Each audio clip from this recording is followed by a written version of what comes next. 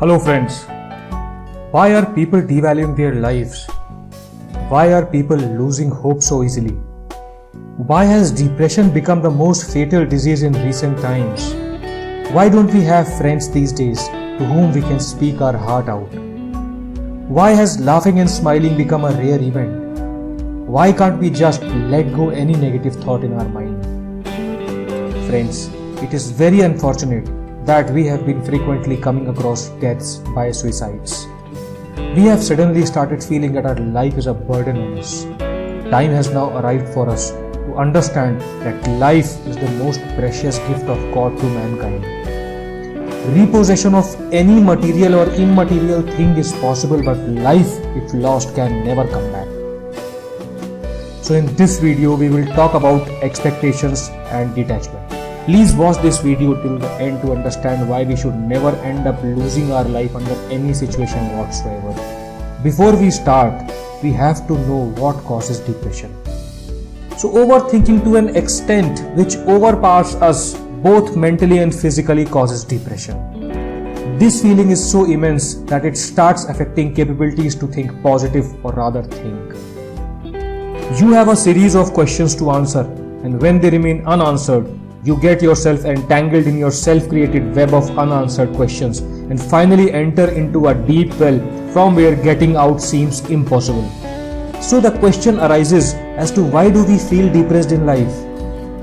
We feel depressed when we have expectations from someone or something and that expectation is not fulfilled as desired. Man is a social animal by virtue of inborn instincts. And in the present era, our dependability on gadgets and social media is curtailing us from meeting people. In the earlier times, we used to live in large families where we easily learned to deal with pity situations on daily basis. These pity situations have now become big events for us, and to add to the injury, we have no one close to speak about them. So how do we deal with them?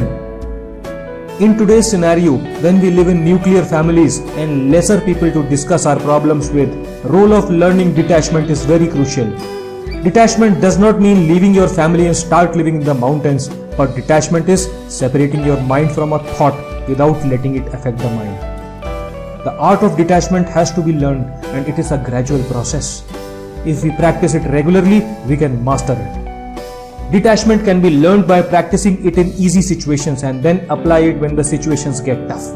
The moment any thought or any expectation comes to our mind, start reciting a mantra, any mantra or a name of God or your beloved person, which you are fond of, to detach yourself from the present thought.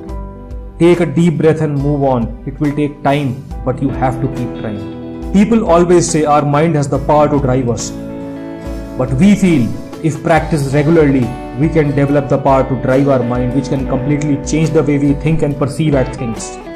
Meditation will facilitate this process of detachment and will help you successfully pave your way out of any situation or deal with any expectation.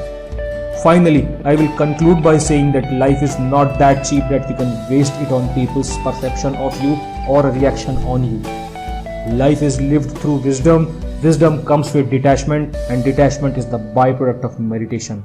So keep meditating and always be positive in life. Thank you.